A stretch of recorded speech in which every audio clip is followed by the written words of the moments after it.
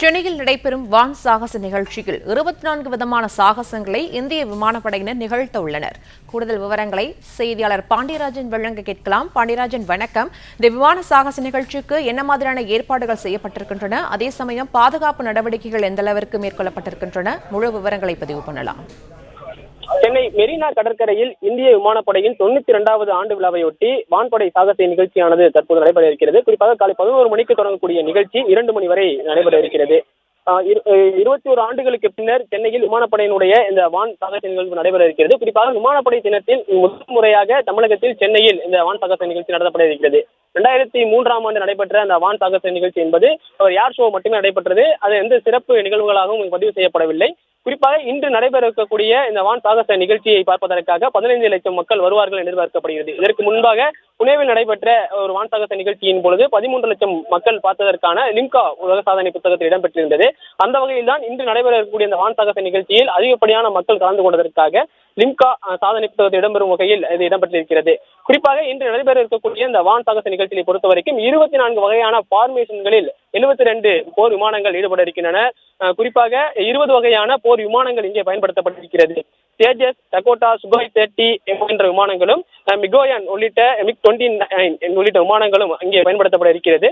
தஞ்சாவூர், சூலூர், பெங்களூர், அரக்கோணம், தாம்பரம் உள்ளிட்ட விமானப்படை தளத்தில் இருந்து விமானங்கள் எல்லாம் புறப்பட்டு இங்கே வான் சாகச நிகழ்ச்சியில் ஈடுபட இருக்கின்றனர். குறிப்பாக தஞ்சாவூர் விமானப்படை தளத்தில் இருந்து புறப்படக்கூடிய விமானங்கள் அரை மணி நேரத்தில் சென்னை மெரினா கடற்கரை அடையும் எனவும் இங்கிருந்து வான் சாகச நிகழ்ச்சிகள் ஈடுபட்டு என்பதாக தஞ்சாவூருக்கு செல்லும் எனவும் தெரிவிக்கப்பட்டிருக்கிறது. குறிப்பாக தஞ்சாவூர் பேஸை பொறுத்த வரைக்கும் 4 கிலோமீட்டர் ரன்வே கொண்ட ஒரு மிகப்பெரிய ஒரு ஏவுதளமாக இருக்கிறது. அங்கிருந்து வரக்கூடிய இந்த போர் விமானங்கள் இங்கு சாகசத்தில் ஈடுபட இருக்கிறார்கள். 24 வகையான பார்மேஷன்கள் என்று சொல்லப்பட்டிருக்கிறது. குறிப்பாக இந்திய வான் படையை பொறுத்த வரைக்கும் உலக அளவில் தரமிக்கதாக, உலக அளவில் 3வது இடத்தில் இருக்கக்கூடியதாக சொல்லக்கூடிய அளவிற்கு இந்திய விமானப்படையானது மிகவும் பலம் வாய்ந்த ஒரு அணியாக இருக்கிறது.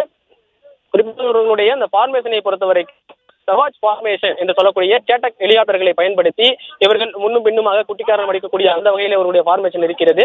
புயல் பார்மேஷன், சங்கம் பார்மேஷன், சேரா பார்மேஷன், பல்லவா பார்மேஷன் என ஒவ்வொன்றும், அதாவது 11:30 இருந்து தொடர்ச்சியாக விமான சாகசங்கள் தொடங்க இருக்கிறது.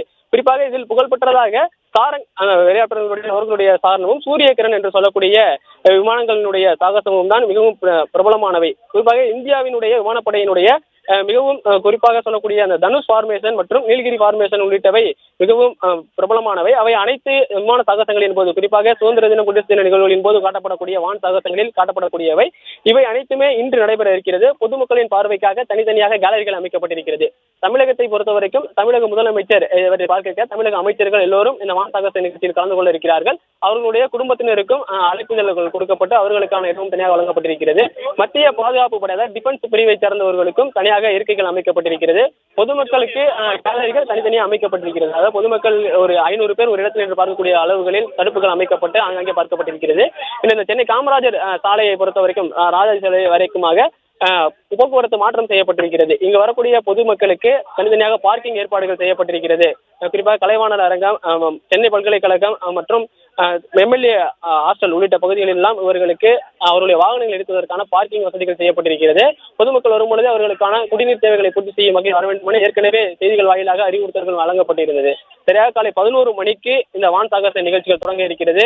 சிறப்பு விருந்தினர்களுடைய வருகைக்கு பிறகாக 11:30 இருந்து விமான சாகச நிகழ்ச்சிகள் நடைபெறும். ஆனால் 11 மணியிலிருந்து சிறு சிறு விமானங்களுடைய குட்டி சாகச நிகழ்ச்சி நடைபெறும். ஆனால் 11:30க்கு பிறகாக பார்மேஷன் என்று சொல்லக்கூடிய போர்படை விமானங்கள் மற்றும் ஹெலிகாப்டர்களுடைய அந்த சாகச நிகழ்வுகள் நடைபெற இருக்கிறது. 11 மணிக்கு தொடங்கக்கூடிய நிகழ்வு 1 மணி வரை, இந்த 2 மணி நேரங்கள் நடைபெற இருக்கிறது.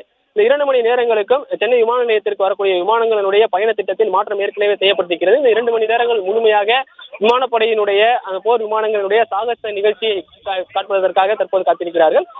சரியாக 11 மணிக்கு இந்திய விமானப்படையினுடைய வான் சாகச நிகழ்ச்சிகள் தொடங்க இருக்கிறது.